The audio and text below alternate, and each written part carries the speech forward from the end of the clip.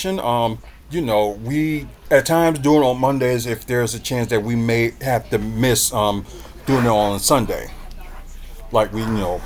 I know it was one point we did it on a Monday, but I think it was like last year or the year before we started doing it back to Sundays, just because it seemed like it made more sense to Hello, Alberto. So we just thought, it was like makes sense for doing aftermath on a Sunday. But if there's gonna be some Sundays that we ain't gonna be able to do, we're gonna do it, the next day, which is today, Monday. Um, can I get a uh? If you be on here like a little bit more, maybe, but I can't just like give it to you just like that. But if you be on here like more and more, then we will see about that. But I can't just make mods and just like that. So and just be fair about everybody else. Cause could be people that want to be a mod on here, so you never know. So if I see you on here more, then I might give you a chance. But what are we gonna talk about today? The last night's disaster on the Bucks game. We're gonna talk about that. Results of TNA Rebellion. We will talk about that. A little bit of Milwaukee news. We will talk about that. And about this Friday's movie that's coming out. Thunderbolts. There's some of them Wrestling Incorporated. And I know I told some people that I promised to break down some of the stuff that because LA now got money in the bank where it should have been going to us.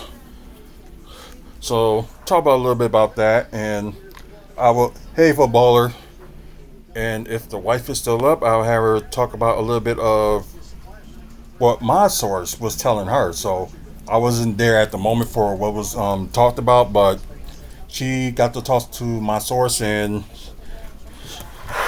she can explain everything if she's still up. Um, let's see. Just in case there's some wrestling news, we might talk about that as well. So, well, apparently y'all probably did saw Monday Night Raw. So insane and crazy or whatever. Yeah, I remember you. But yeah, and plus you think it like after WrestleMania you got Backlash, like next Saturday. So it's insane. Matches, they got to build up right quick. But I think I kind of understand too, especially what they're going with, having Money in the Bank, in you know early June, then July maybe they have that Evolution PLE that's probably gonna happen. Then a couple NXT's PLEs and a few Saturday Night's Main Event, which they got one going on next month, and July they really didn't have an official date on that one, so maybe possible we might get Saturday's Night Main Event. You never know. Um, Thanks, footballer. But yeah, let's get to this game, which the Bucks never led the entire game. And as y'all see, the fourth quarter was like a big disaster. Um, but the Pacers didn't get no farther than they was up by 12 with this game. But I think they didn't get no farther than that. You see, like the Bucks try to get like a little bit closer, but you know, defense. They can't stop the three. They worry about doubling the person that's going to attack the paint. And yeah. Oh, you talk about the NFL draft. Guess we can talk about a little bit of that. Yeah, they announced Sunday. The attendance for the whole 3 days. You got a place like Green Bay that only has over 100,000 people living there, and you got like maybe was it like 5 times as much combined for those 3 days. With over 600,000 people there for those 3 days for the draft. Yeah. And plus, yeah, there were some drama in the draft too, so I guess I can talk about that a little bit. I was a little upset with the Packers first round pick because I thought they should have went with something besides a wide receiver because it's like you already got your young wide receivers you want to build for the future, and you decided get somebody else instead of not looking for free agency for a veteran wide receiver that could have been good. I know they missed out on Devontae Allen, like bringing him back. I think he ended up signing with the Rams, but especially they don't try to offer some veterans they try to lowball them just to say that, but just never put money toward try to get like a few veterans in there. Like the veterans that they have, they don't want to keep. They just want to let them go and focus on somebody like younger. I can understand that, but not all players. This goes like to NBA too. Like not all professional players are going to develop that quick, and I think that's one of the issues with Green Bay. Like I told myself, after that run they had, not this past playoffs, but the playoffs before, that I wasn't going to question anything with Green Bay trying to build through youth. But at the same time, with the first round draft pick, it was kind of hard to ignore, and I just have to say something about it. Like, why you couldn't go for a veteran wide receiver that can like help these guys and know they can know what to do and stuff like that. Not all wide receivers gonna know. Oh, okay, we can get pressure off this guy that's getting past the ball, but this and that. So I don't know. It's like a wait and see. I think they got training camp coming up in June, so maybe get a chance to look at the guys. And like I say, I do respect the guy that they picked. So the wide receiver they got from Texas, nice polite guy, and it seemed like he was happy to be there in the beginning. But I think he was more happier that he got picked by Green Bay. So that shows being humble and passionate about the sport. So maybe he'll change my mind and be like, okay, that was a good pick. The rest of the picks, like I said, don't know much about it. I don't watch much college football, but I thought the other picks for that the Green Bay had picked were at least decent. Focus a little bit on defense, but it seemed like they was a little bit more like offense than defense. Which the problem ain't their offense, the problem was their wide receivers. You know, dropping the ball or can't catch or can't make a moment. Because I know it's not all just on the quarterback, but it's got to be on your receivers too. But Shooter Sanders, wow, got bounced all the way down to the fifth round. It got picked by the Cleveland Browns. Um, if y'all probably know more of the story than I do with that situation, like why he was picked all the way down to the fifth round, and he was predicted to be picked in the top 10. Um, I think it was just something. I could be wrong on this one, but it was either about his ego, how he was at the NFL Combine, or it had something to do with his father. Deion Sanders, of course, y'all know who he is. Was like being all cocky and confident about his son in the media, which that's a no. And I think some people didn't learn about what happened with with the Ball brothers with their father, overhyping them and not just like, okay, my son is gonna be great. Like you can have confidence in your son or whatever, but don't go overconfident. Like oh, Lonzo Ball is gonna win them the championship. I'm like, yeah, that's overbearing. And I guess it will fit for LeVar Ball, his ego. That's probably what it was. Oh, okay. Thanks for correcting that. The only reason he didn't get picked that early was his teamwork skills. Oh, okay. Okay. thanks for correcting me because I wasn't sure because I was just hearing like things left and right about it. Just like either he was being cocky about it or his father was being cocky about it, and it kind of like damaged him. So thanks for clearing that for me, footballer. Um, but yeah, overall, I didn't get to go down there to Green Bay. I think it would have been like a crazy hassle and a half, and like when it was filled like capacity there was people that could not like go in that watch from the line. So and plus I didn't want to deal with that, and plus my anniversary was Thursday, so I had to spend time with the wife and stuff like that. So yeah, I didn't go down there. So there was probably more, but it just that mostly. Oh, okay, gotcha.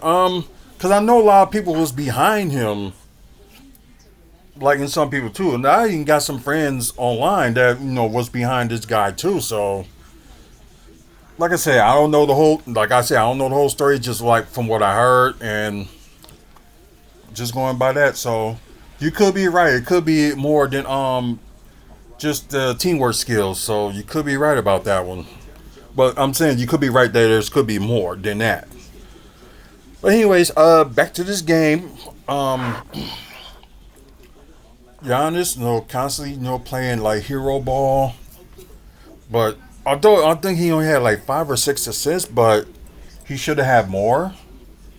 Is because if a team knows what you're going to do and you still try that anyway, that's going to cause turnovers. That's going to cause block shots, and it's going to cause you to like making crazy moves. Like at times for Giannis, it worked for him because of course nobody can stop him 1-on-1.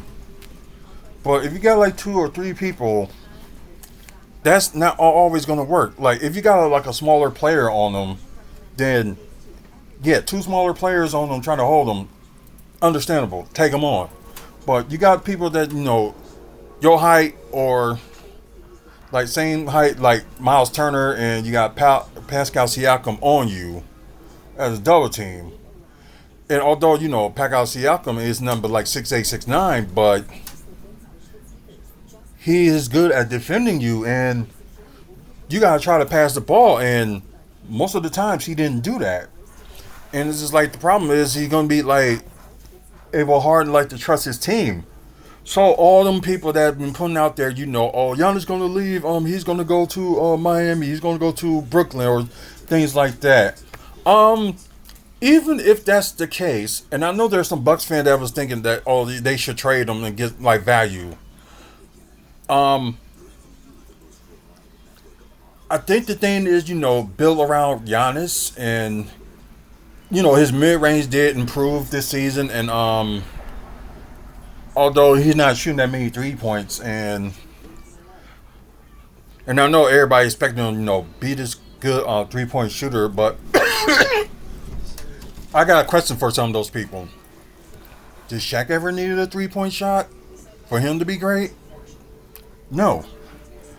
You just gotta play on your individual sets, which Giannis have. But I guess if he end up decide I'm going to really develop a 3 point shooting, and if you do that, yeah, why not? But I'm just one of those people that don't expect him to do everything. The only thing like I expect him to work on is his free throw shooting, because it looked like at times at games he got it down. Then it's like the next day it's like, what happened? And I know he's been carrying the team. I know that, but and I know some of the bench with some of the players that they got were a problem too. But yeah, this is the first time in a few years that Giannis had been in the playoffs since he took like the Celtics to a game 7, and yeah, we know how that ended. And that was without Chris Middleton. Which I was saying I will not try to like mention that name, but it's just everybody just talking about we was better off for injured Chris Middleton and Drew Holiday. Drew Holiday maybe, but he was getting older. And I know it didn't make no sense for them to like trade, Dame, and he's going to be, older too.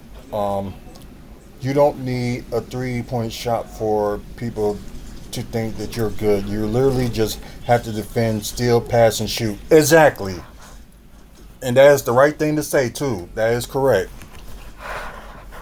It's just like some people just expect so much out of certain people that that's probably like not their skill set.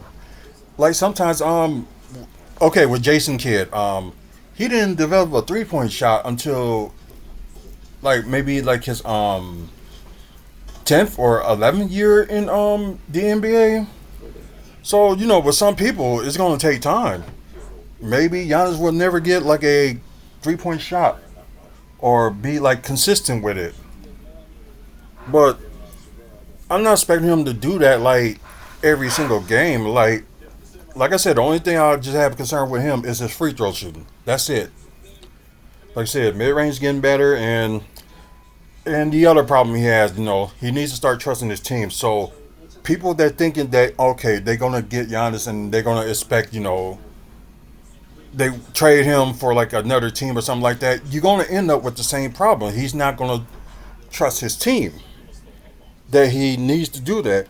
Yeah, there's some games he does like trust his team, and when he gets like triple doubles, most of the time they win their games.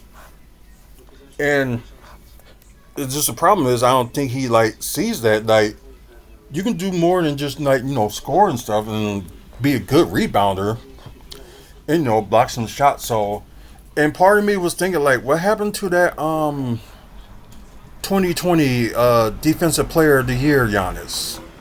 So yeah, so I'm saying like he is slipping a little bit, and yeah, like sure Curry can make 3-point shots, but he doesn't have every part down. Mostly it's just the 3-point shots. Yeah, exactly. That's true because somebody could be players could be focused on 3-point shooting, but they get everything else screwed up. So footballer, that is a good point. But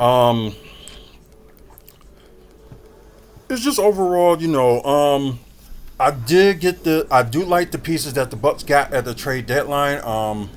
Although people still have issues with no Kyle Kuzma, but you can still work with Kyle Kuzma over the summer and things can like work out. So the bonding with Dame and Giannis earlier in the season, but before they finally got it right, that stuff teamwork and connection started working out. Then Giannis was out for a game. Then Dane was out for a game and all that other stuff. So it just sucks that everybody knows Dame did get injured. He's gonna be out for the rest of the playoffs and probably most of next season as well. So yeah, but well, it's one good thing is of like they got Ryan Rollins. They can develop him over the season, be like a good two guard. So I know we don't have like a true point guard, but we got players that can dribble and can actually like pass and can shoot as well. Can defend. So we got that with Ryan Rollins and the other person we got during the trade deadline, Kevin Porter Jr., which we did originally did drafted before we traded him to Cleveland for some reason. I don't know. Probably had something to do with getting some draft picks. But yeah. Anyways, so I just hope they keep their pieces, and plus, Gary Trent Jr. Was getting better over the days. But then again, the first couple of weeks it wasn't good because he probably wasn't used to the system that Doc is. So now he knows more of be like everybody shoot around like Giannis. They gotta have shooters. So nothing wrong with that. But like I said, like Giannis really gotta trust his team more. He really does. And some people got to start hitting like shots consistently. Cause you got Kevin Porter Jr. not yesterday's game, but the game before Friday when they won, he had like 1 point and like, but still had 6 assists. So yeah, he had that. But then you have a game last night. I think he scored like 23 points, I believe, and I think he still had 5 or 6 assists. So that's fine, especially a guy that's not really like a true point guard, but he's doing good. But I can go on about this, but like I said, I'm going to save some of it for like a different video that I'm going to, actually talk about the Bucks' future and stuff like that. So I will drop something. They may have a second round pick this year for that Kuzma and Middleton trade and the like Spurs trade. Not saying teammates are bad. It is just sometimes you can't fully trust them to make a shot. I do get that, but if you're going to keep on in the same route like Giannis is and not trusting his team, you're not going to get back to where you were in 2021 and win a championship.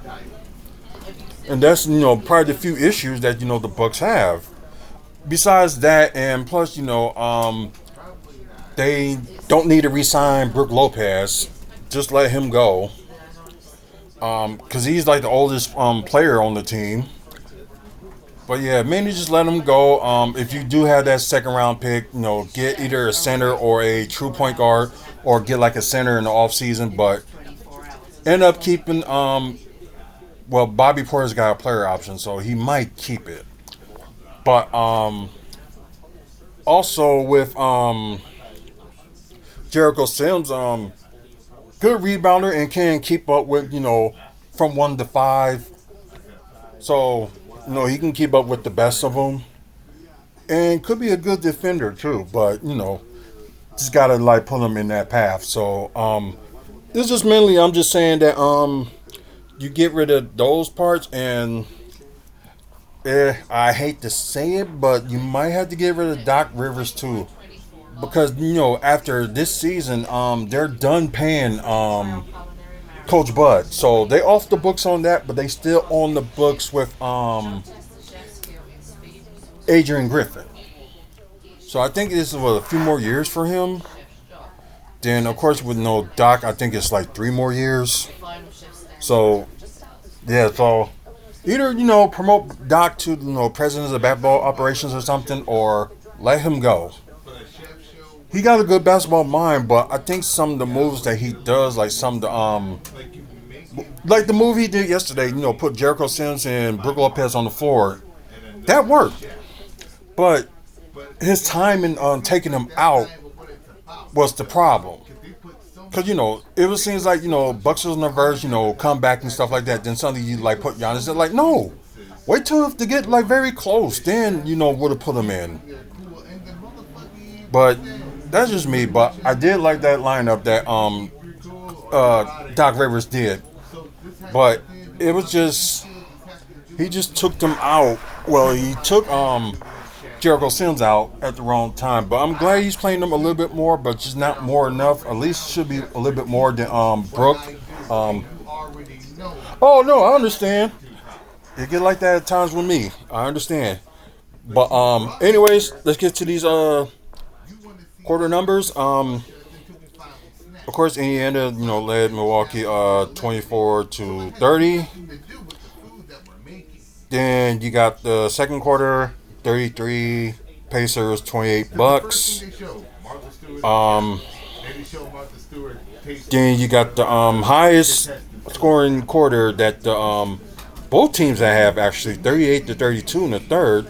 Then you got the fourth quarter where both teams scored the lowest with Indiana 28. Come on. Come on.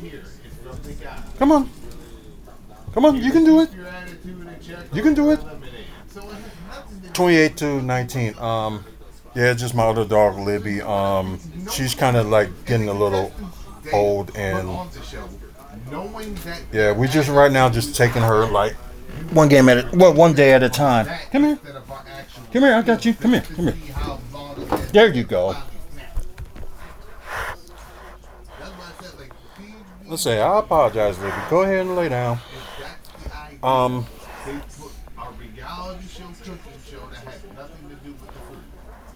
Jonas does have some trust issues. Yeah, yeah, you're right. You're right. That is true. Anyways, let's get to the team status. Start with the Pacers first. Um, 50-83 with little over 60% from the field. Um, Pacers shot a little bit better 3-point wise, and well, we know the reasons why is because they was always left wide open, which is like the issue. Like you can't just leave like players with 3-point shooters because that's what it is now. It's like players are gonna be good 3-point shooters if you're left them wide open. So 18-39 with 46.2% from three. Only missed two free throws. 11-13 with 85% from the free throw line. Um, they're yeah, of course, Pacers are not a good rebounding team with only 5 offensive rebounds with a total of 41. Better passing team with 36 assists, 3 steals, 7 blocks. Probably was most of them was probably like Miles Turner. I wouldn't be surprised by that. And with 11 turnovers, which is really okay. Cool. See you later. Um, but yeah. Then you got the Bucks. Uh, well, they really didn't have that bad turnovers. I think they were just not hitting shots.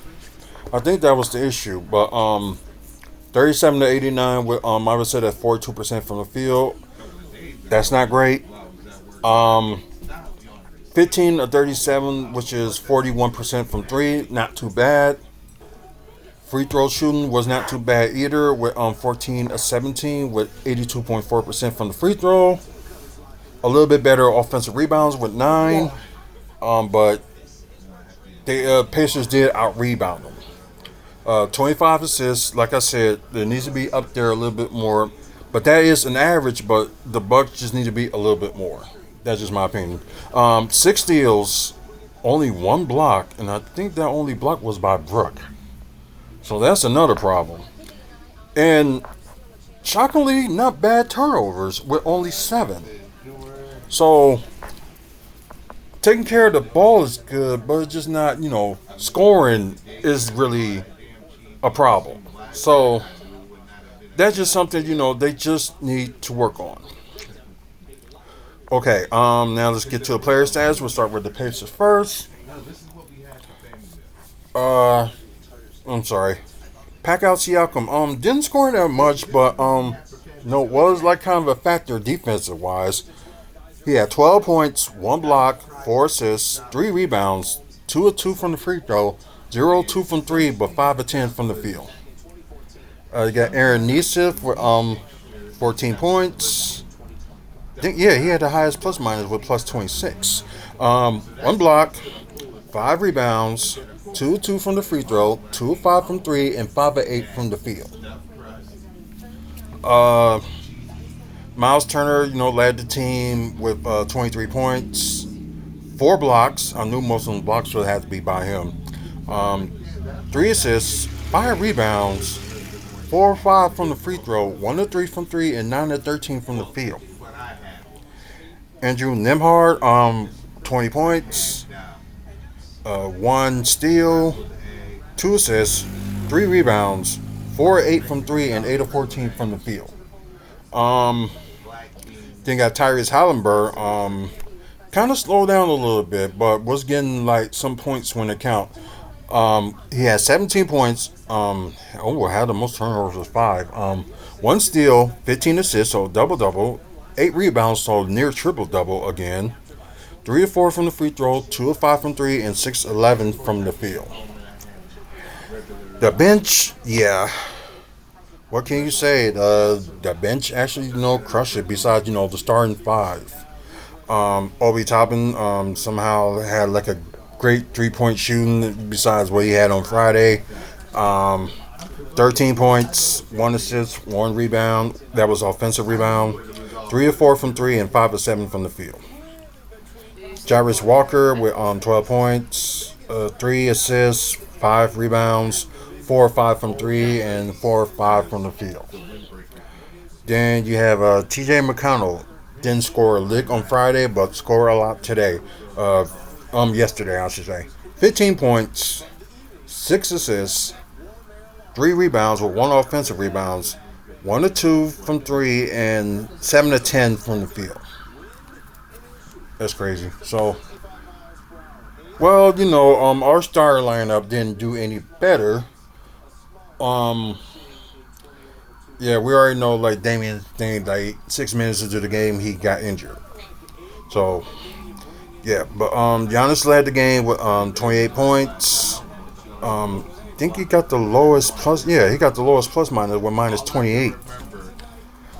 Only 2 turnovers, so not too bad on that. 1 steal, 6 assists. It needs to be higher. 15 rebounds, so double-double with 4 offensive rebounds. Good 10 to 11 from the free throw, so that's very good. Only 0-1 from 3, but 9 of 20 from the field because, he only scored like 8 points in the first half. Then, rest of his points came in the second half. Sorry, it just nose is constantly itching. There's not much to say about, with the Kyle Kuzma situation. Like I say, he does need some work, so I'm not going to fully just say, oh, he's a terrible player, get him out of here, or whatever. So, I don't know. If they do, they do lose this series and stuff like that, like I said, you got to work with Kyle Kuzma on the off season. Try and turn to like better player. Maybe maybe a little bit better than what Giannis is. Have him work with him, and get that that connection going on. And and it just sucks. It seems like Kyle Kuzma, he takes it in, but it seems like he scares when he shoot it. So that's probably one of the things he got to work on is like no fear. So that's just one of the things you just need to work on. Yeah, we ain't talking about Brook. Gary Trent. I wouldn't say he didn't have a bad shooting night. I just think he just didn't have enough attempts to do anything, or nobody's like setting him up to get like a good shot. Only But anyways, we talk about the bench. On the bench, they did pretty decent. Yeah, Bobby Portis were a little bit better than Friday with 14 points, 1 assist, but only 3 rebounds, 2 of 4 from 3, and 6 to 10 from the field. Like I said, they need to play Jericho Sims more, so hopefully they do that. Let's see. Oh yeah, Kevin Porter Jr. Led the bench with 23 points, only 2 turnovers, so not too bad. 2 steals, 6 assists, which is not bad. 5 rebounds with 1 offensive rebounds. 5 of 7 from 3, but 9 of 17 from the field. So he's got to be their guard for the future. Either they have him like point or shooting guard, and they really need to sign him. And no, he got a player option. I'm sorry. No, I think it's a team option they got. So he's not a free agent. I think they just got a team option on him. So, and I hope the Bucks actually collect this like team option. So hopefully they will do that. AJ Green once again 9 points, 3 assists, not too bad. Only 1 rebound, and that was an offensive rebound. 3 of 5 from 3, but 3 of 5 from the field. So just compare from the last season when AJ Green played in the playoffs compared to now, he's a little bit better. So players going to get better over time. But like I said, they really just need to keep that bench going with Bobby Portis, keep Jericho Sims. If they want to keep Pat Connaughton, because he does got a player option too, so see how that goes. Just there for like helping out with the bench and stuff. Rally the bench. Kevin Porter Jr. They need to keep him. Like I said, he's got a team option. AJ Green, I know he got like a few years left, so Not worry about that. But Brook Lopez, free agent. Yeah, let him go. That's just my opinion. Just let him go. Um, Anyway, final score 129-103. Pacers up 3 games to 1. So tomorrow's game will be a win or go home for the Bucks. So if they can somehow, end up beating the Pacers, maybe they'll make the season make the series more interesting. Hey, maybe they'll win like 3 straight. You never know. That's just me hoping, but hey, crazier things have happened. So I can't just fully shut it out like everybody else. You got some people saying, "Oh, the season's over." What a bunch of worthless team, or da da da da and stuff like that.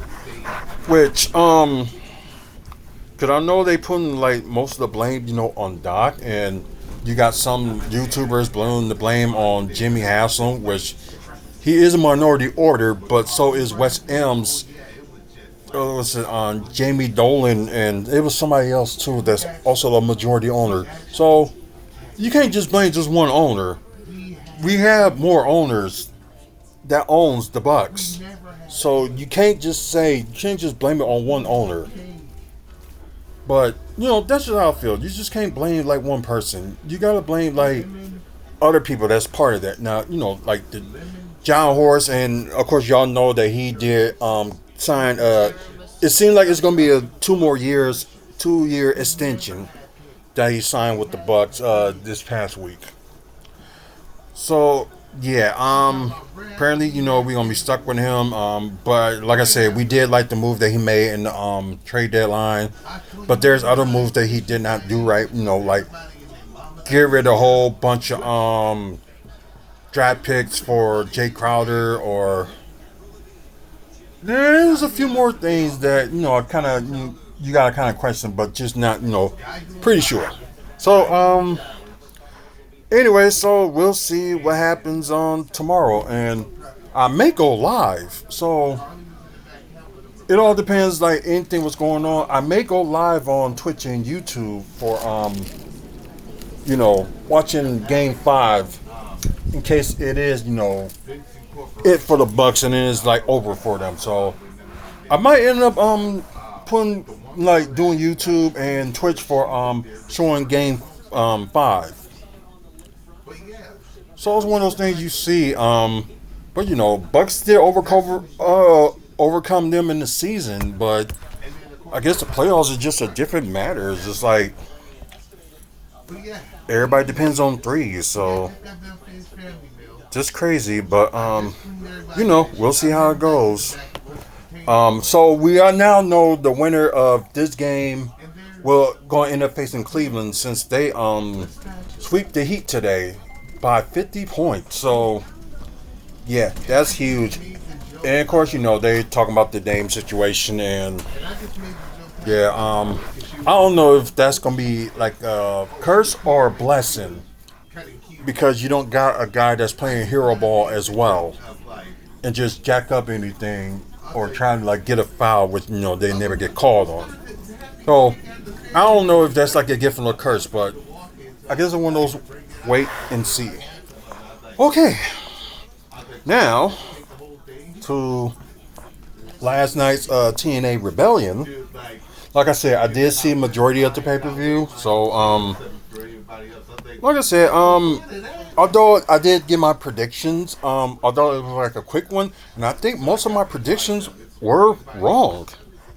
So I'm glad to have that predictions being wrong. So I'm happy with that. I didn't see the countdown match with the 6 women tag with Fatal Influence against Zaya Brookside, Le Ying Wing, and Rosemary. So I don't know what's going on that. So I'm probably going to end up being but I did pick Zaya, Lean, and Rosemary to win. So let's see. No, actually, okay. Fatal Influence won.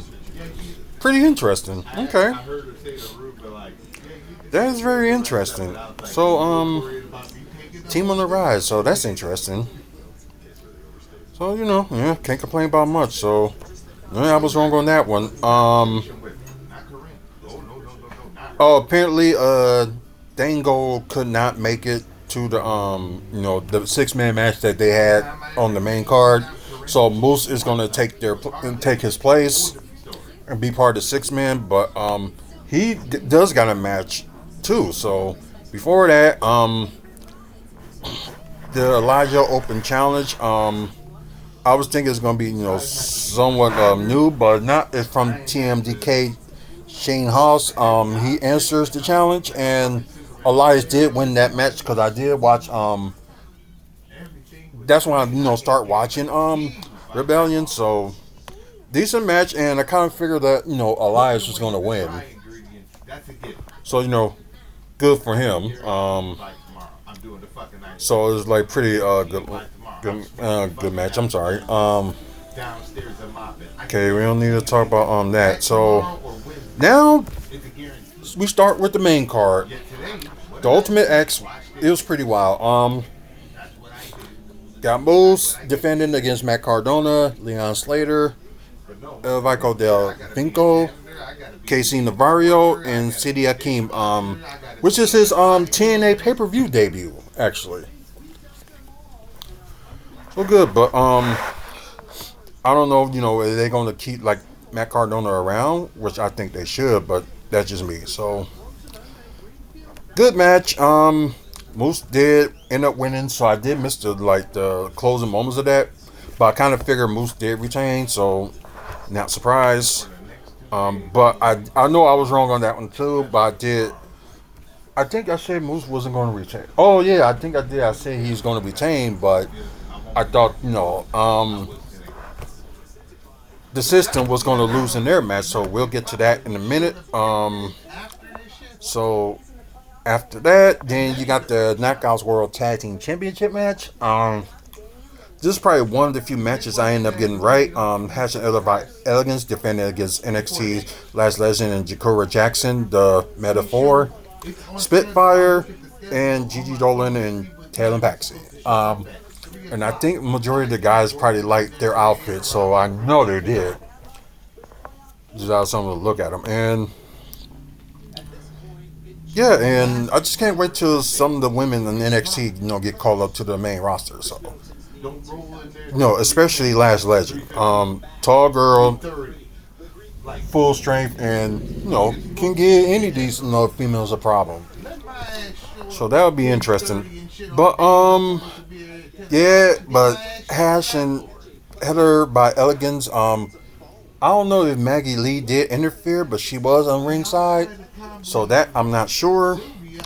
But Ash and Heather by Elegance did retain the tag titles. It's kind of what I predicted. So not surprised. Let's see. And this is something new that TNA start doing ever since Unbreakable. I don't think they did it in the March pay-per-view, but I think they did it on the Unbreakable special event. Of course, Joe Heyman's cleared to wrestle with his shoulder. Zachary Wentz was cleared to wrestle, but Sami Callihan and Vince Warner were out from that brutal match they had last week. So, yeah, anyways, okay, now the system was in and they went against Ace Austin and the Rascal, but Sean Waltman, aka X-Pac, was there. Oh, okay, so they did sign. Okay, Packers signed the linebacker from the Giants. Okay. Safety Town Brown dies at 84. Played 5 seasons with the Packers and won 2 Super Bowls. Probably was Super Bowl 1 and 2. That's probably all I can think of. They probably won like Super Bowl 1 and 2.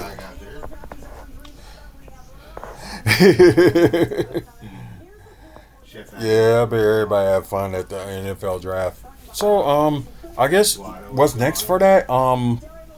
Who's gonna host it next year? So I don't know if they officially announced it early or whatever the case may be, but I don't know. But it was a good thing for Green Bay. Hopefully, it's probably gonna take like a long time for them to host it again, but Can't wait for that. Anyways, yeah, Ace Austin and the Rascals did end up winning that match. Yeah, yeah, Ace Austin and the Rascals did win that match. With Shaw Waltman, aka X Pac, in the corner. So Moose, won his match. So the system, they had to lose there. So it kind of makes sense. Um, but yeah, system still ain't gonna go nowhere. They still gonna cause havoc. What is it? The international? Yeah, the international championship match. Steve Macklin defending against Eric Young, his first title defense. And I guess Eric Young made a point, like join us or whatever. Well, you know what they mean by that. But anyways, this was a good match. Very good, interesting match, and loved it. But yeah, towards the end, Steve Macklin did beat Eric Young, but afterwards, the Northern Army did choke like Steve Macklin out. So this feud is now ain't gonna be far from over. So you kind of understand why, with last week's special event, either Steve Macklin or Eric Young does have to win just to have that feud start going. So kind of like pieces together. So, and plus, like I said, this feud is gonna be far from over. So yeah, um,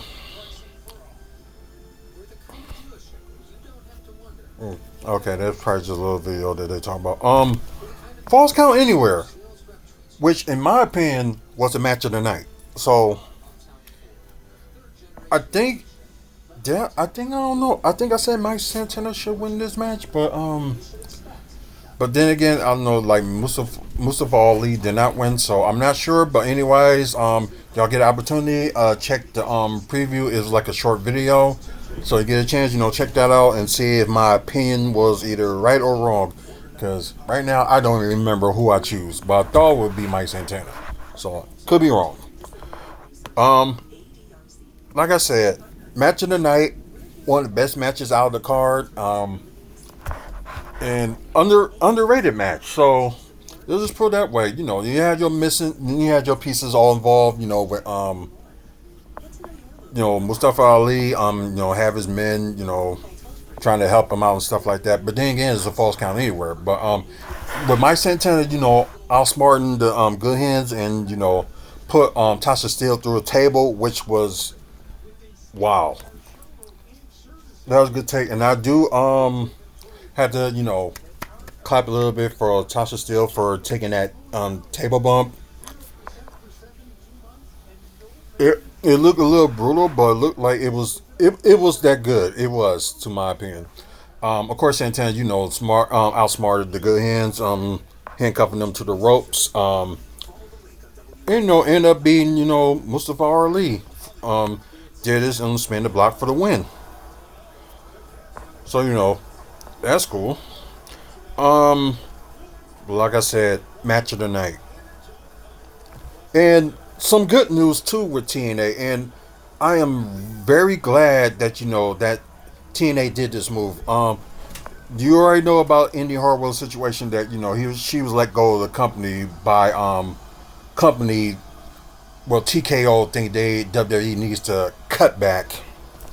So yeah, they doing that. That fits me in crap again. So I thought that would have like ended with TKO, but no, it's horrible. But I'm glad she's now with TNA, and maybe this will be developed more for her career. Hopefully she be a knocks out champion, like she were NXT champion. And I think she was an NXT tag champion too. For the women's before the belts, the NXT women's tag and WWE women's tag got combined.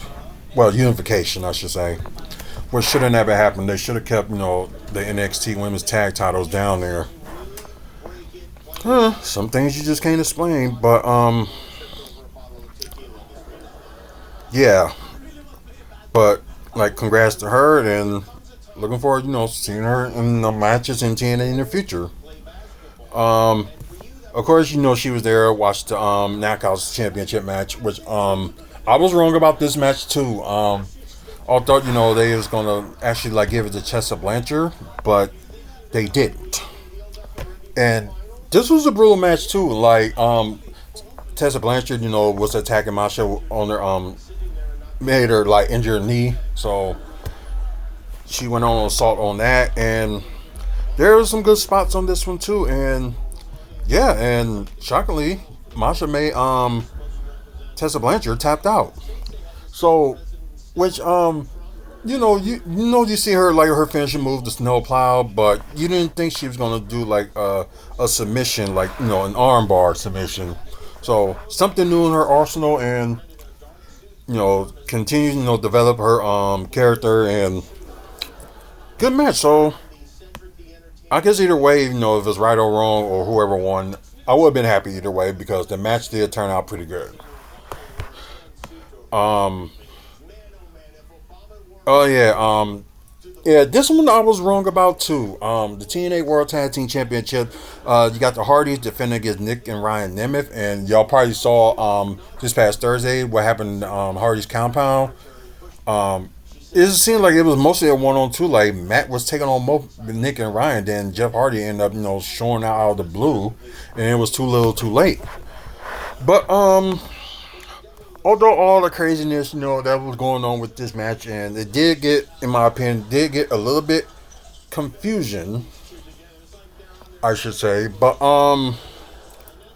yeah, the Nemeths did prevail and actually won the TNA Tag Champs. So first time for both Nick and Ryan together as a tag team, as winning, the tag champs. So that's huge for them. Nick Nemeth haven't been there for like a little bit over a year. Already won the TNA World Title and now tag title. I guess the only thing from him left is like winning the X Division title.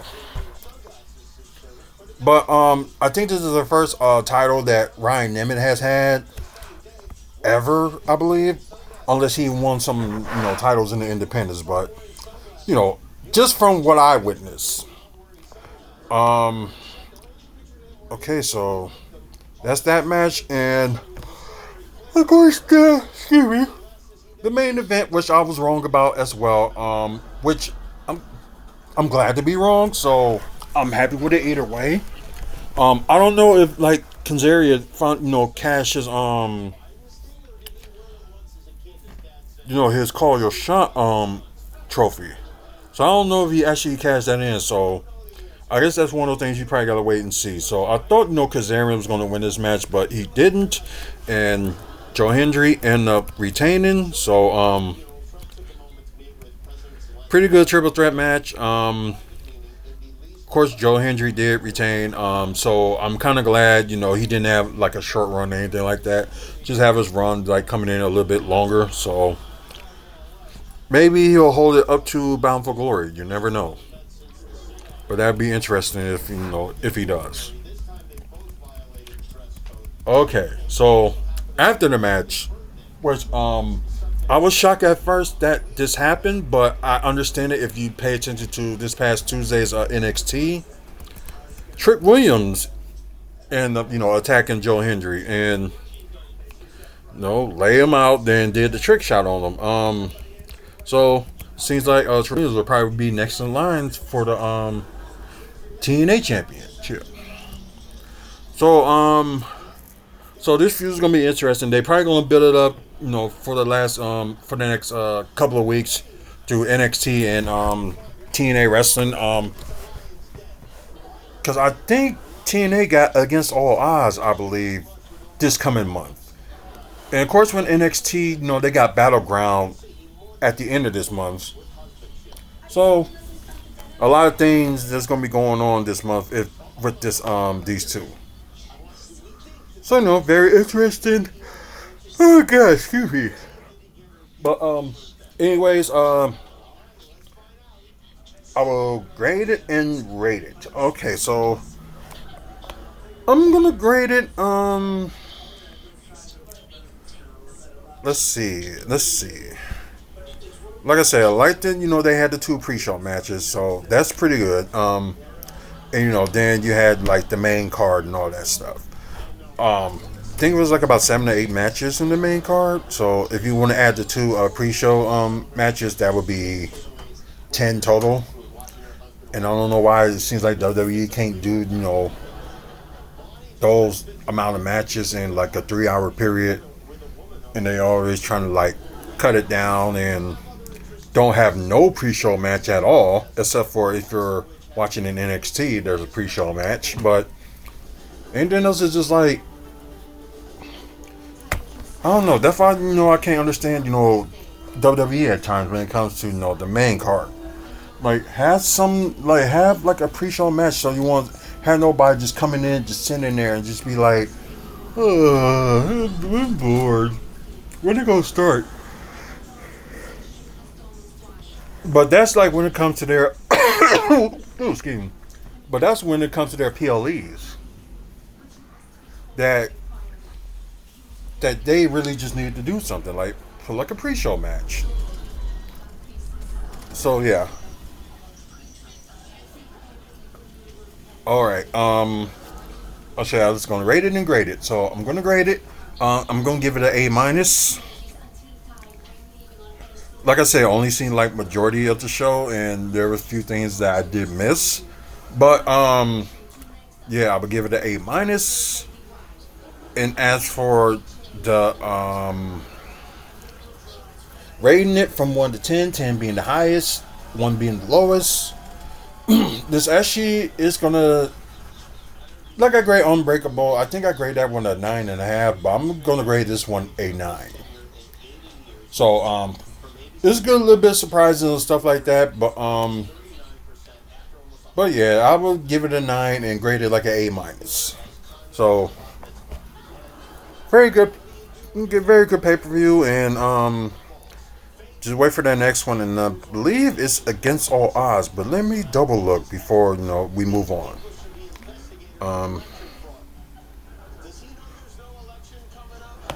Of course, they got a few shows this week to bet up on. So okay, move that back, and there we go. Oh, it's Under Siege. Okay, so oh wow, this is interesting. So Under Siege is gonna be May 23rd, and around that period of time they're gonna have Saturday night's main event on the 24th. Then Sunday the 25th they're gonna have the NXT Battleground, which they probably will add some TNA stars on that one, and so yeah, it's like they probably gonna have to end up making the travel. Some NXT stars is gonna be on Under Siege. So yeah, interesting.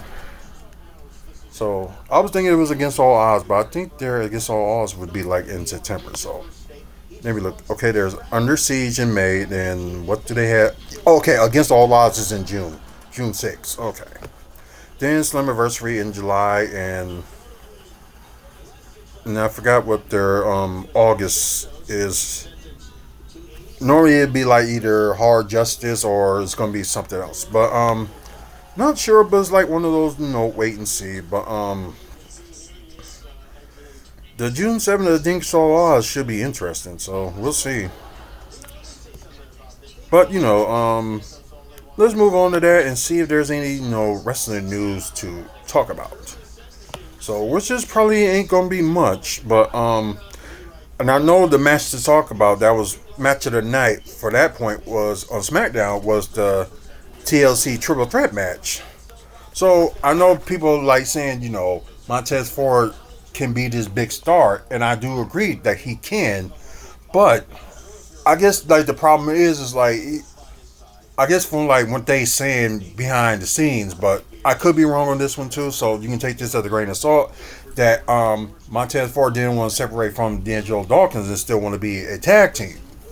So, my opinion, this is how some things can work. Like, with the New Day, they still got all three of them, and you saw like two of them, Big E and Kofi Kingston, had the WWE title.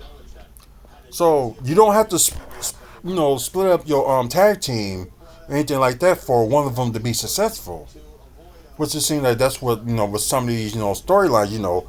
Teams break up and either they fight against each other and stuff like that. Kind of like what they did in Crime Time, which was the biggest mistake they ever made. Crime Time, they should have stayed in. But then again, it's just crazy. But yeah, that team should have stayed on there.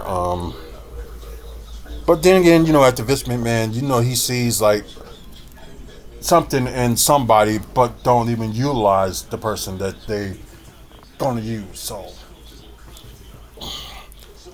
that's Vince McMahon, and okay, we glad he's not running it anymore. And anyways, babe, you got time? Probably not. So we're probably just gonna do a separate video about the thing with like the Milwaukee and supposed to be getting money in the bank. So as y'all saw, it went to LA, and we were also due to get Survivor Series as well if we don't get money in the bank. But that didn't happen either because San Diego made a fit and put more money towards it, and that was it. So for them to hold in dates like this long and stuff, it was like normally we get like WWE here twice a year. So I don't know how all is this gonna work out because we got they still didn't mention anything about something coming here in Milwaukee, and you got you know probably a Raw or SmackDown probably sometime in late fall or early winter compared to right now. It looks like there's nothing in the summer that we probably gonna end up getting at one time, which I can understand they want to cut down on tours and stuff like that. But Milwaukee has been selling out for like SmackDown for the past few years, and it's like we deserve a PLE. It's just ridiculous, with the backstage drama. Especially if you want to blame somebody for that, you blame TKO because you thought Vince McMahon was like all about no money, but seems like TKO is like much worse. So it's like one of those things just unbelievable and just like it's like one of those things you don't even know what to say after this. But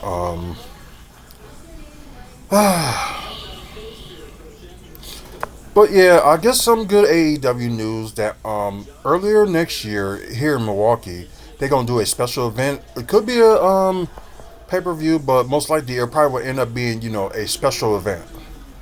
Maybe like what they did this past February, maybe like Grand Slam or something like that. They could have that, or the Winter is Coming episode of Dynamite. So either way, it's going to be like a special, either special episode, special event, or it's going to be a pay per view because they did scream out at the crowd when they was here in Milwaukee a month ago that they were shouting out, pay per view. So they were saying they would consider it, and maybe that was the news I heard. So possibly, AEW special event be coming next year. So it's just like one of those, wait and see. Um, let's see. Yeah, we know Andy Harwell did sign with TNA.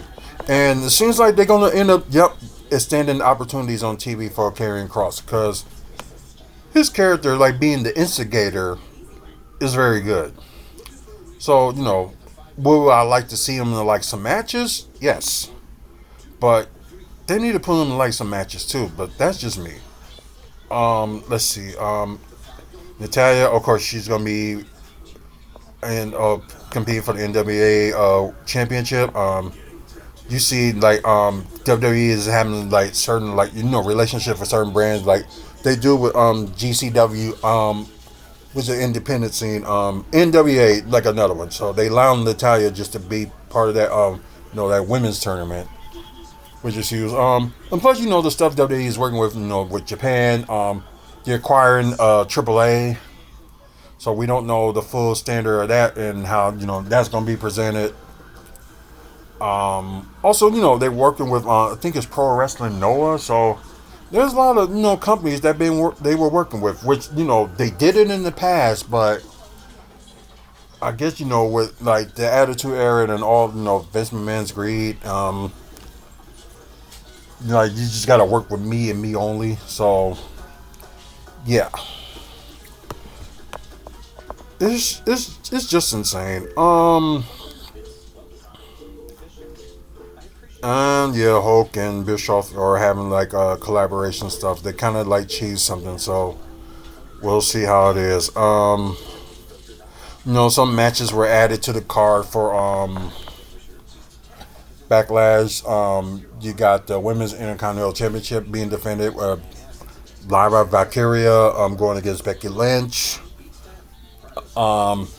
You have Pat McAfee returning to the ring in a long time, going against Gunter. So that was called. And besides, you got the Cena and Orton match for the WWE Championship. Yeah, we probably just gonna talk about that later because it seems like she's tired. So we'll just do that like in a different video. Um, let's see.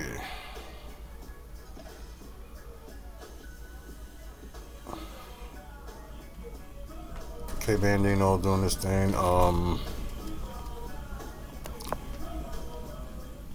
Well, yeah, like I said, it's like it really ain't much to like talk about. And oh yeah, it was some other good news for some people this past Friday. Chelsea Green is no longer the women's United States champion. New champion, Selena Vega has won it, and for her and some of these other women that hadn't won the title yet, it's about damn time. Just put it that way. So let's just see how long her run is going to be, and see from there. But yeah, Brody Lee Jr. Did wrestle in his debut in the WrestleMania weekend with GCW. So if y'all didn't know, his son has been training with certain wrestlers from AEW and WWE for like few years now. So it's like one of those things. Like I didn't see it, so it'll be interesting to see what happens and go from there. I know I need to catch up on AEW because I had not watched any of their shows either this past Wednesday or this past Saturday. Collision. It was a special that they had for Collision, which I did not see. But yeah, not much news to talk about for wrestling, so we can move on and talk about just a few things around here that's going on in the city. So this place is now okay. It's now called Tonya's Homestyle Kitchen, which was once like a fish place. So yeah, and I think I believe they probably just opened that too. So if y'all not familiar with it, it was on West Capitol Drive. Okay, oh, that's their menu. Oh, okay, look like some good food, like good fish, and look like could be like little nuggets, cakes and stuff. Okay. And I guess that's not how it looks.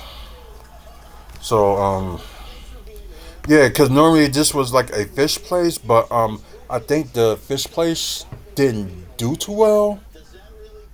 So it's like most likely they just, might as well just say they just kind of, cut it. So, 3326 West Capitol Drive, they're open from Tuesday to Thursday, wait a minute. Oh, Tuesday to Thursday they open from 11 a.m. to 10 p.m. Tuesday to Thursday, but all other hours just 11 to 8. Okay, so Yeah, explains it.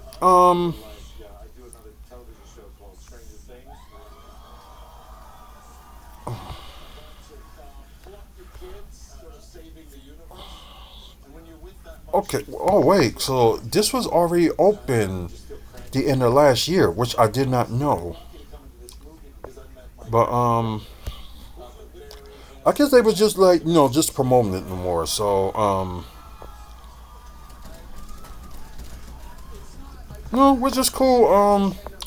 Probably something to check out. So we'll see. Another thing that's in Milwaukee. That Milwaukee we have the Harley Davidson. You know, the created of Harley Davidson in the museum and motorcycles and stuff like that. If y'all didn't know, the Captain America vs. Avenger show like one of the motorcycles that Harley Davidson made for the movie, and that is on display on the museum, which is very cool. You can learn some history stuff, about Harley Davidson and motorcycles they made, past, present, and future as well. So that's pretty good. So I guess they saying that Harley Davidson right now they on hard times. But one of the things that they mentioned that maybe Harley Davidson should focus more of Milwaukee than worry about everywhere else. So let's see. Of course they got their dealership in the north side, and they got one in West Allis. And besides the main company that's yeah, it's really not that far from here. I think it's like a mile or two from here. So yeah, really not that far. But yeah, I guess they saying they should focus more. That's what it's saying.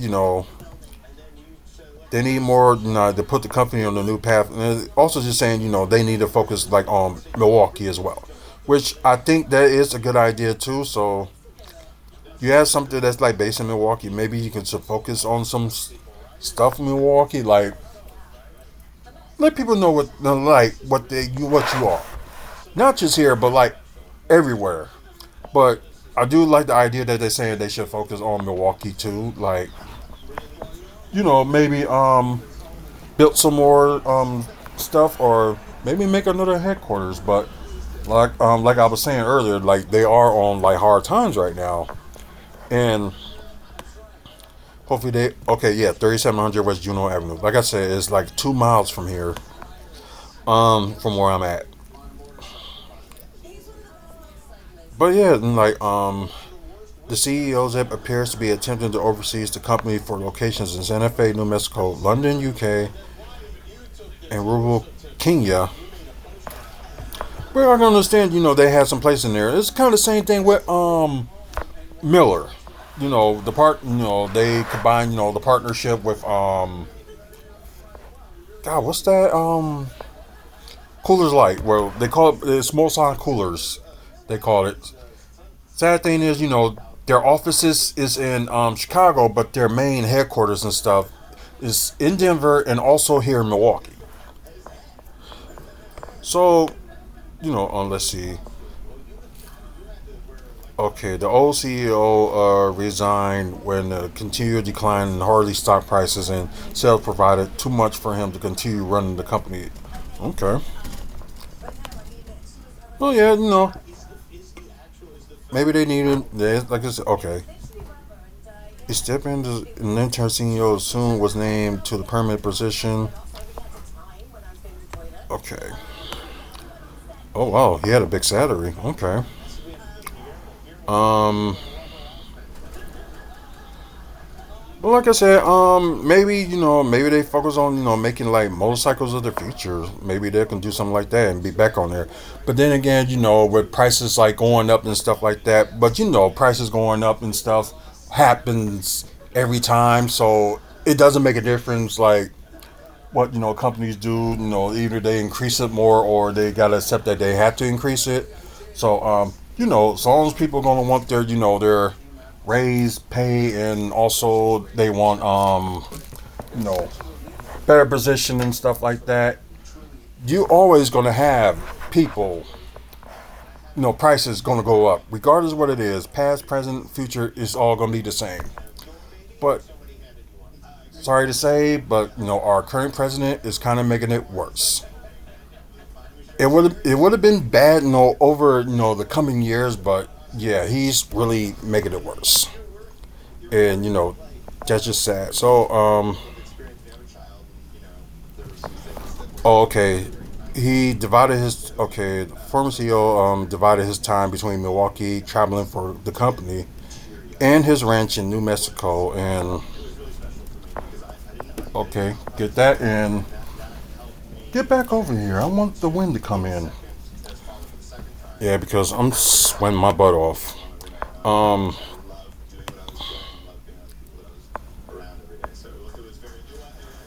yeah, okay. He launched a 5-year plan named Hardwire, which doubled down on the company's core products: touring bikes, large cruisers, and trikes. He pulled the company out of the weak market slash no profit bike models and curved dealership. He made changes in his senior leadership and focused on rebuilding the brand, which is fine. And they said critics said the plan did not go well, which was in the decline of 20% since the old CEO had became CEO. So, but yeah, maybe they can focus on motorcycles of the future. Also, no, because I'm glad they normally, like, every 5 years, Harley Davidson had their anniversary down here in Milwaukee, and people come to visit like in July. But starting yeah, they actually started doing they started doing annual, like, yearly, starting last year, which and people from out of town really did ask for it, and, like, if it was like a yearly thing, we will come every year. So they listened and they finally doing it. They had their I think it was like 125th anniversary, I believe. No, I think it was 120th they had in 23. Then, starting last year, they started having it, every year. Then they're gonna have it this year and the year after that. So, well, with that situation, it was better late than never. So, can't complain. But, it brings people down here. So, okay, should they look for in the CEO? Um, let's see. Okay, go.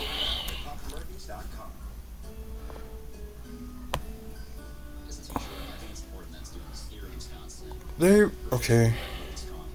There seems to be a genuine lack of partnership and respect towards the dealerships, which is true, that invest their own money in the facilities and promotional activities. Which, there are certain places, they do, host, like, Harley parties and stuff like that. And it's like one of those things. And plus, they have, the museum with, their stores and stuff like that. So, and, their own restaurants. So, they do got that going for them. Like I said, the museum is amazing. So, if y'all get a chance, y'all get down here and y'all come here for the Harley anniversary in July. Check it out. The museum is, like, really worth looking at. Although I've been there like twice already. Um, let's see. The next CEO must find a way for the company to survive in Europe. So, okay, they got, like, a lot of ideas. Let's see. We had a great experience dealer network in the United States, and our customers really love stopping in at all dealerships when they're out on the road. Why would you want to compete with that and impact the resources they need to deliver a great experience? Yeah, true. Um, Harley dealers here face a huge challenge of Trump's tariff war, which I said the president is making it worse. Um, they have been stocking up on motorcycles, getting as many over from the U.S. from the U.S. as possible, but eventually the bikes will become more expensive and harder to sell. Okay, okay. The Larissa from the Harley Davidson in Germany.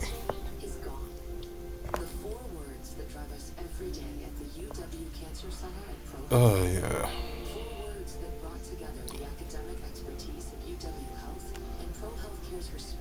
Well, like I said, the yearly, the every 5 year thing that they have. So, you know, um, hopefully, they, push the company more.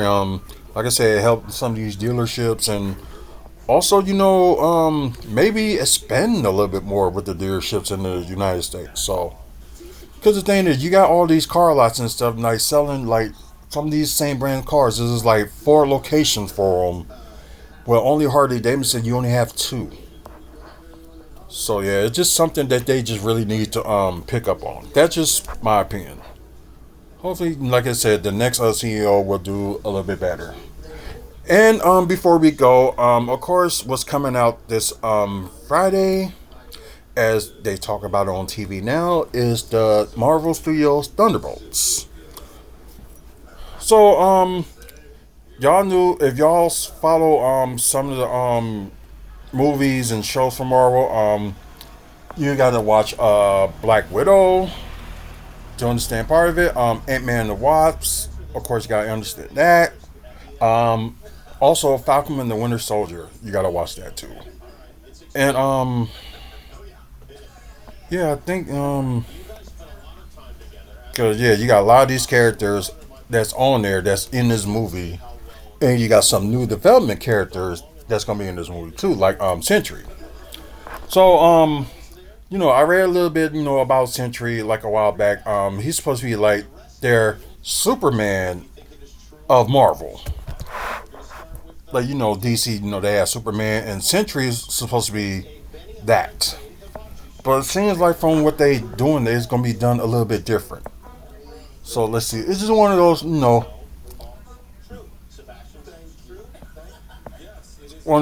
wait and see. So can't wait to see it. We're gonna try to go see it Thursday, because they show their preview movies on Thursday, and then really premiere on Friday. So try to see it Thursday, and if it's good, probably see it again on the $5 or Tuesdays, or wherever they call it now, Value Tuesday. So I didn't get to do it with Captain America. Only saw it once, and I normally, if I like the Marvel movies or DC movies, I'll go see it twice, or maybe even more. It all depends. So I didn't get to do that with Captain America and the Brave New World, and I kind of feel bad about that too. Just one of those things, you just miss. But I guess I'm gonna look on Facebook and see if there's any updates. Let's go with MRVEL. We'll go with Marvel updates. Then we're gonna look at DC updates, because I know we haven't talked about much Marvel or DC in a while. Because I've been watching like everybody else's program, and most of the things I agree with, and some of the things I do not. So yeah, let's see.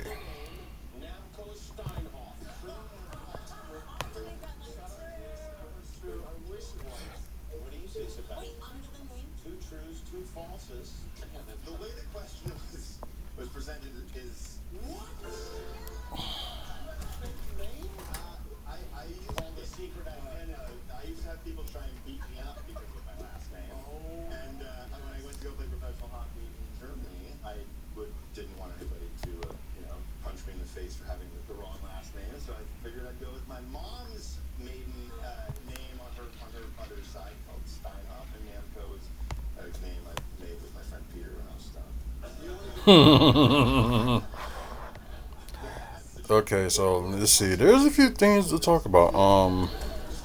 It Ends With Us was the sixth most profitable film of 2024. Film had made a net profit of 207 million for the studio. So, although the director and he was also the star of that movie had problems with Ryan Reynolds' wife, Blake Lively, which is on that movie as well. So he's suing them for no character. Um, I forgot what they call it, but like bad character. Because I guess the guy directed claimed that they use a nice Deadpool representing that's him on Deadpool and Wolverine. Which I don't give 2 cents about that, and the drama is kind of stupid on both sides, and they just really just need to move on. Um, let's see. Okay, the current draft of the X-Men reboot film reportedly features Mr. Sinister as the villain. So I don't think Magneto will be the main villain, but I think if they play that whole X-Men like if they do like a trilogy X-Men or something like that, why not have Mr. Sinister for like a villain? So cause with the X-Men franchises, like they did not use Mr. Sinister at all. It was mainly, Magneto was the main villain, or they'll team up and end up being a villain, or, Charles and Magneto, be on the same side with the, Days of Future Past with, them going against the Sentinels. Which, which was pretty cool that, they did use, the Sentinels in this, because we was thinking, like, are they going to use that anytime soon? And, although they did it, at the beginning of the X-Men animated series in the 90s, they did it with that. But I know they did like an anime series with X-Men in the late 80s. Only saw like once of it, and it only had like one full season. With the X-Men animated series has like, I think it's like four, I think it's like 4 seasons. Then you got X-Men 97, which the second season is gonna be out March of next year. Cause like all they doing now, is like adjusting it and stuff like that, and they already working on season 3 of X-Men 97. So it may end up being a different name. So maybe X-Men 98 or something like that. So it could be something different. We'll see. Doomsday and Solo season 2 both start filming in today in the UK. Okay. So I thought they was already. I guess they was just like building sets and stuff all this month. So David Harbour said he talked to Marvel Studios about possibly Rachel Wells returning as Melinda Voskoff, which would make sense. Is like where is she in all this from seeing her last at Black Widow. The man, I'm sorry if I got your name wrong. Hey, what's going on? Um, but yeah, it'd be good to see, what's up with her, like what she's been, ever since, Natasha Romanoff, Black Widow, had died. How would they feel like after that? So it should be interesting. Avengers Doomsday will reportedly feature 3 Hawks. So I guess from the pictures you see here, you got Hulk himself, She-Hulk, and Scar, which was Hulk's son. So kind of weird how they did that in She-Hulk, but like his son just appear out of nowhere. But anyways, okay, that's it for Marvel. Let's look at DC before we end up going. And I know people are, hey, I'm doing good, and yourself? Yeah, and I know some people are really upset, with Batman Part 2, but that's probably not going to be the name of it. I know there's some rumors saying that it could be on the verge of being canceled and not happening, and it's just like a lot of stuff going on. But then again, with the DCU now, their first movie project is Superman, and that's going to be out in July as well. Along, with the Fantastic Four being out a few weeks later. Now I'm just seeing there's some things that that's like worth talking about, because I know that's all they're talking about right now is Superman. Just seeing that and there's some people they don't trust James Gunn's vision, things like that, and especially they was upset how the Suicide Squad came in But that's not that's not the company's fault. That's not James Gunn's fault or anything like that. I actually ended up enjoying the Suicide Squad. Um, Although it didn't make enough because it wasn't out in theaters that much. At that time during the pandemic, all most of the good Warner Brothers movies was going straight to HBO Max. It come out the day it was supposed to be released in theaters, so nothing wrong with that. And I thought at the time it was good. Had their movies like go straight to their streaming and have people watching it. But I believe like Wonder Woman, although it didn't do that good in theaters, but at the same time, that was one of the movies. They started premiere. They was going to do the whole year like on putting movies on streaming, and Wonder Woman was like the first movie they started doing that with. Although it looked good on streaming, but movie wise, like theater wise, it really didn't. Because there were some places that still like putting people like in theaters, but it wasn't like that around here in Milwaukee. You really just had to like actually watch streaming for movies until I think it was like late 2021, early 2022. They start having people go back to theaters, but yeah, that year, although it sucks that the pandemic happened, but it was enjoyable. It had HBO Max, but now called Max at the time. So yeah, it was really enjoyable. So, oh, that sucks. They removing that. Ryan Reynolds. Oh yeah, he said that his son really likes the Green Lantern. But in my opinion, I don't think the Green Lantern was like the worst movie or anything like that. But maybe they could have added some things about it. But I don't know. I ain't think it was that bad or anything like that. But that's just me. But people gonna have their own opinions about it. So what more can you say? Um, of course, July 11th, Superman. Okay, they didn't have much about the Batman situation. Batman Part Two as they calling it, but that's okay. Mini collectibles figures from Superman. Okay, okay, new look. Okay, that's an exclusive look, and I saw this morning, and a lot of people trashed it. They're saying this scene, it looks like it was real fake. You can tell it's fake and stuff like that. It's just like the project is not really completely like finished, with the editing and stuff and all the stuff they got to do. So it's just like I don't pay attention to people like saying that it's like the worst or whatever. And some people that rate it like like I rate like wrestling pay per views and stuff like that, rated and graded. So half of the time, some of the ratings don't matter. It's like go see it for yourself and you be the judge. Like half of these well, some of these YouTubers will do that as well. Some of them were rated and stuff like that, and also you got film critics that rate it and stuff like, oh yeah, it's really the worst movie you ever watched. Like, go see it for yourself. It was like with Joker 2. So a lot of people saying that was the worst movie that DC had ever done. My opinion, I was 50-50 when I seen the movie. 50-50. I still got it for on digital, which I will watch every now and then because it has its good moments. But I'm not saying it was the worst movie that DC ever done because it's not. Um, but could have done better with that? Yes, because the first Joker, it did made them money and a lot of people liked it.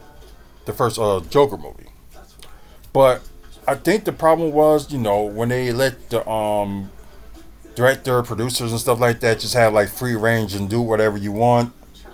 Kind of ruined it, especially this is a spoiler alert for people that didn't see it, but the Joker, I forgot what they call him on there. I forgot what the name they call him on there. He was in jail and suddenly, like, somebody from the prison, like, okay, you faked the whole thing that you were for the people and you don't care. So he ended up getting stabbed, and we don't know at the end if he survived that stabbing or not, because people may stop moving and stuff like that. Maybe they can hurry up and save him and stuff like that. So things like that can happen. So right now we're all puzzled. Like, we're not going to get the third Joker. So we all gonna be puzzled for like the rest of our life and being like, did he survive or did he really die? So it's gonna be that creative wonder. So I think that's the thing that's gonna like suck the most, if he's gonna make it or he's gonna die. So yeah, I know the writer, producers, and all that stuff. They didn't really want to do a second one, but the studio was pushing for it. So they ended up just doing their own thing, just made it like crazy. Like, I was glad they had Harley Quinn on there, but it was just it's just some of the stuff that just didn't make no sense. Oh, suddenly she's pregnant, then he looks for her, and she don't want to like be around him because she think he's a fake now. So, oh, excuse me. So yeah, I'm sorry, it's just all insane. But yeah, I thought they would have like more updates, but I guess I can mention this. They're saying the Batman Part Two is gonna be very close to being canceled because the situation with Matt Reeves, the producer and the writer and all that stuff for the Batman, especially how success the Penguin TV series was last year. Colin Farrell ended up winning an Oscar for his performance as the Penguin. So it's like, although we wanted continue on, maybe make more spin-offs or keep on doing like the Batman and stuff like that. But if a person's health is on the line, like, what more can you do? You gotta wait for the person be healthy and be like back to normal first before they continue on. So I know they saying it is supposed to start shooting at the end of this year, and Robert Pattinson, who plays Bruce Wayne, Batman, wanted it to happen too. He don't want to be freaking older. What I mean, when they start showing the Batman too. So because it's gonna come out. It's supposed to be out and it's supposed to be out next year, but it's not gonna be out until 2027. So yeah, it's gonna be like that long of a wait. But in the meantime, maybe when it gets better, they can put like another TV series before maybe they'll feature Robert Pattinson as Batman on part of it. It ain't gotta be like all of it, but just some of the series. But that's just me. But then again, you got that with the Sony universe, put it out there and have all these villains that are now like anti-heroes, which ain't nothing wrong with that, but it's just some things that you just really need figure out what you want to do and what the I'm not saying like do what all the fans like, but make it like interesting, because they thought like, because y'all did see my review on Craven the Hunter. I gave it like a real bad review. But finally, watching it again when it like was on digital, I finally got to rewatch it fully and didn't fall asleep in it. It was actually not that bad. Because if you from the Sony universe, the worst Marvel movie that they have done. Ooh, that's a hard one. Because I did like Madam Web, but I think if I had to choose between that, the three Venom movies, which they were very good. Like, I like all three of the Venom movies. And Morbius they had out as well, so awesome movie as well. Don't if I had to choose between those six movies, to saying which one is the worst, it would have to be Madam Web, because I know people like get upset with the mention of Spider Peter Parker, but he wasn't mentioned, but he was like kind of feature on there. because Sony screws up and try to rush into something which they don't have like a clue what they gonna do. So I'm just glad Marvel Studios paired up with Sony like to do like the Spider-Man movies. Then Sony decided, okay, we're gonna do our own Spider-Verse. Which the only successful thing you had was the Venom franchise, and the rest of them are movies. Although like I like all three, but they just didn't receive well with other viewers. Like they lost money. So it's just like Sony, grow up, just work with Marvel Studios, and they can come up, some characters that are good. But I'll be disappointed when they have release Spider-Man Noir on Amazon Prime next year, and it end up being crappy. Then yeah, I'm really gonna be upset with Sony and be like, man, just give your rights to Marvel Studios or the Spider-Man franchise. Like I know like the animation or TV series like Marvel Studios does own, but when it comes to movie wise, Sony can do what they want, and that's probably only their like money making thing. That's why they still hold on to the Spider-Man franchise because it's like more money for them. Yeah, the first three Spider-Mans that they did, then you got the Amazing Spider-Man, the two videos, then couldn't do the third one because of conflicts with with Sony and some of the actors, which sucks that it didn't like work out because you had the lead actor that don't even trust the company. It could have been Spider-Man 4, but they decided cancel that. Like I said, Sony just on some other level of stupid. But like the past three, Spider-Mans, Homecoming, No Way Home, and what else? Spider-Man Homecoming. I can't believe I forgot the second one. That sucks. Now I gotta end up looking that up, and probably gonna end up be like doing another video. I'll be like, aha, that's what it is. Um, oh, Far Away from Home. Okay, Homecoming, Far Away from Home, and No Way Home. So that was probably like, in my opinion, like the best trilogy of Spider-Man that Sony had ever done.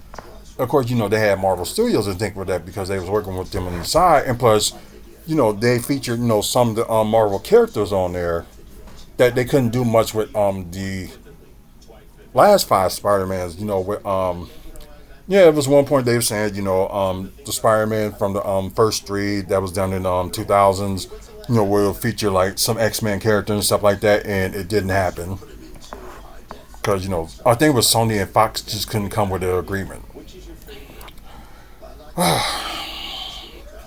I don't know. A lot of things we could have thanks to some of Sony's messed up, and although Fox did good with the X Men universe stuff like that, they did some screw ups too. So they got some to blame as well. It's just like just really awful, really awful. Like what more can you do from that? Um,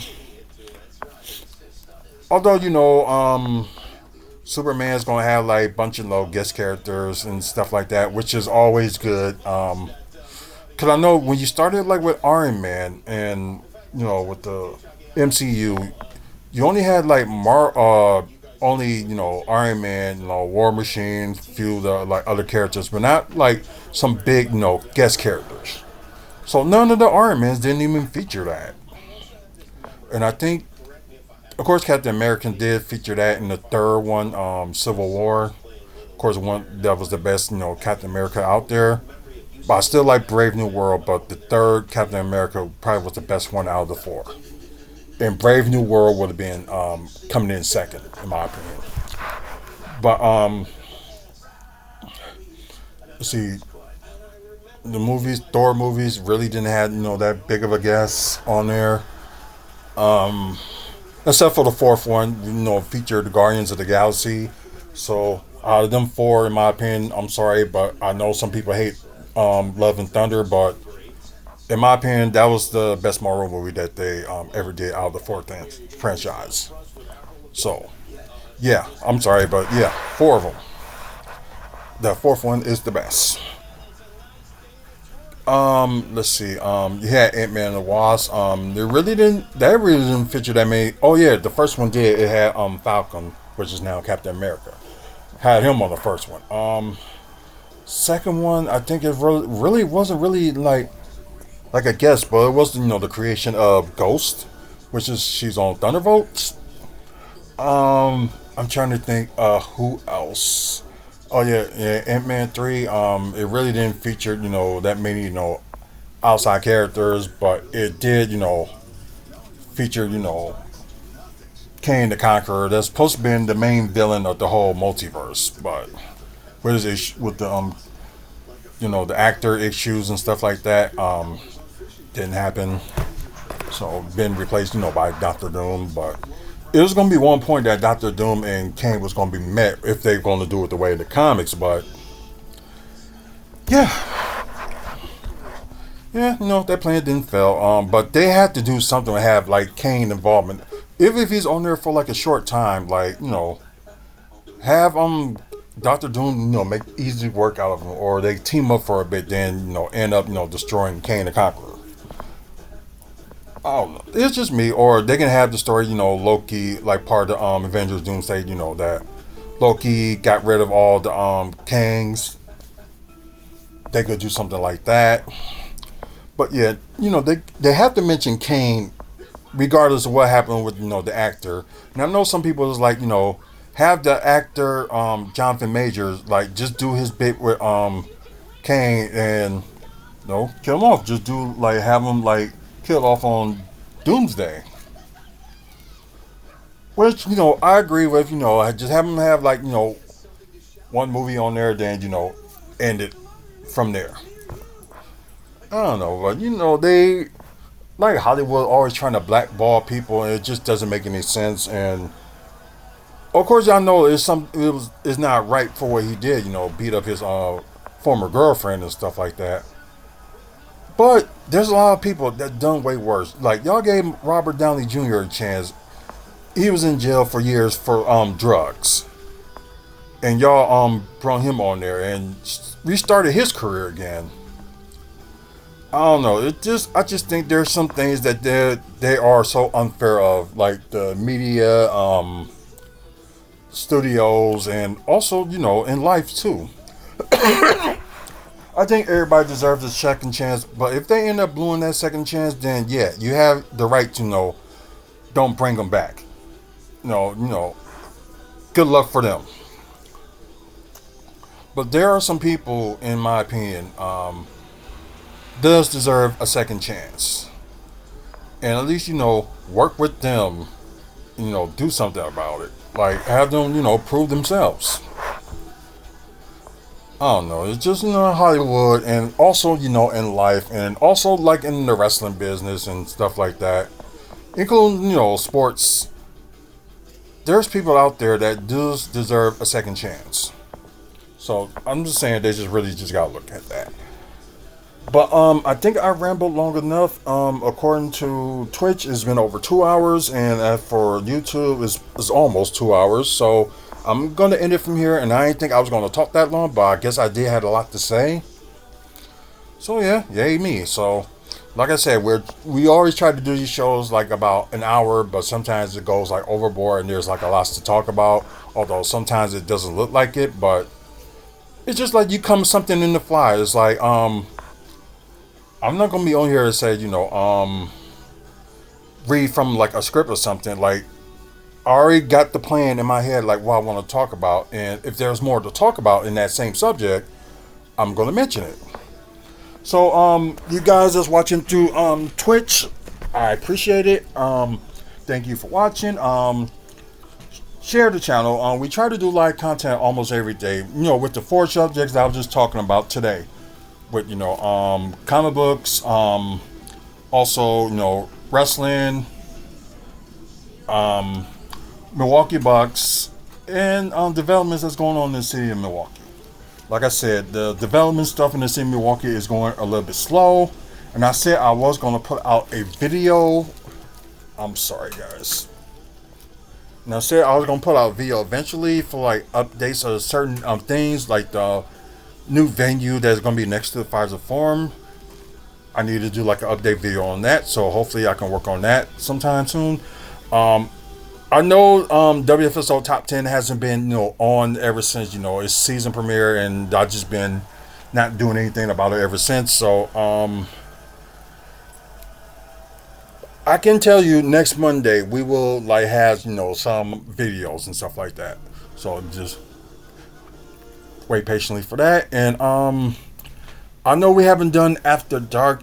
It's mainly because Wednesdays. I'm watching the grandson, and we're staying at my son's place. Until like he comes back, and so it might gonna be like we're not gonna do like After Dark for a while. So it's probably gonna end up being come back like sometime late summer. So watch out for After Dark. Um, let's see. I think there's one thing I'm gonna let go before I leave.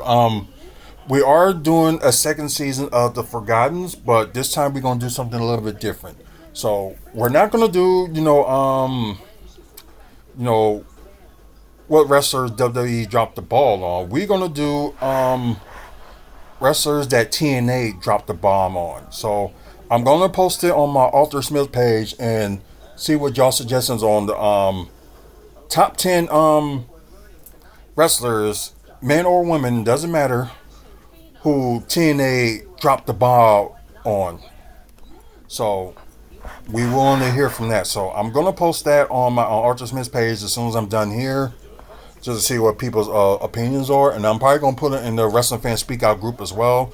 Maybe hear some other people's opinions on that as well. So the 10 wrestlers that get the most votes, we will talk about it and do a video on. So yeah, watch out for that. Um, if y'all probably already saw, July 3rd will be the season premiere of Resclusive. So watch out for that. There's already some episodes that's already to air, and there's gonna be some episodes gonna be filming in the upcoming months. So watch out for that. I guess this is probably gonna be end up being the longest series of stuff we did on WFSO that's gonna be like going on. And plus, I gotta get back on Wrestling Talk. I think I got a few interviews I gotta do Thursday. Then I'm gonna try to put that out there too. That I'm looking for more people to like do like interviews with. So it may be a couple of weeks delay from after this Thursday, but just stay tuned and hopefully we get that up there. So, anyways, like I said, thank you guys that's watching through Twitch. Please share the channel. Also, we're trying to get more followers, so please, let people know. After you guys that's on YouTube, either live or pre-recorded, thank you for watching. Thanks for the likes today, and please subscribe to the channel. We're trying to get up to 1,000 subscribers by the end of the year. So it looks like we're kind of like halfway there to like 600 subscribers. So hopefully, we can, get up to 600 subscribers by the end of May. So that's what I'm pushing for. But the main goal is to get to 1,000 subscribers by the end of the year. So hopefully we can get there. And please subscribe. We got over 2,500 videos and counted of content. Like stuff like talking about wrestling, comic book stuff. Developments in Milwaukee, and also I think I mentioned wrestling already, but Milwaukee Bucks. So y'all got an opportunity, check out those videos. There's also videos that's going to be on the website as well, wrestlingfanspeakout.weebly.com. Updated events that's going on in the Midwest, like wrestling events. Videos, like this Bucks, Milwaukee Development, and also Wrestler Talk. Because, like I said, there was an interview earlier today. The wife had interviewed me, so you get a chance, check that video out as well. You check it through like YouTube, or you also check it out through the Wrestling Talk page that's on the website as well. So, a lot of stuff going on with the website. We're trying to of course, like trying to do like a merchandise store. Hopefully, we get there by the summer. Hopefully, that will work out. And like I said, a lot of like content that we're gonna have going on, and like the Forgotten will be premiering. You know, the episodes and stuff is gonna be premiering like late fall, early winter. Probably sometime maybe either October or November. So one to two. So we'll see. Or probably next December we'll just premiere, like 2 episodes a week or something like that. So that's just the layout we got right now. So it's not the official details, but the plan is, release it in the fall. So, stay tuned for that. But anyway, guys, thank you for watching. I hope you enjoy today's show. Until the next video, you guys have a good one and see you later. Maybe add this one first.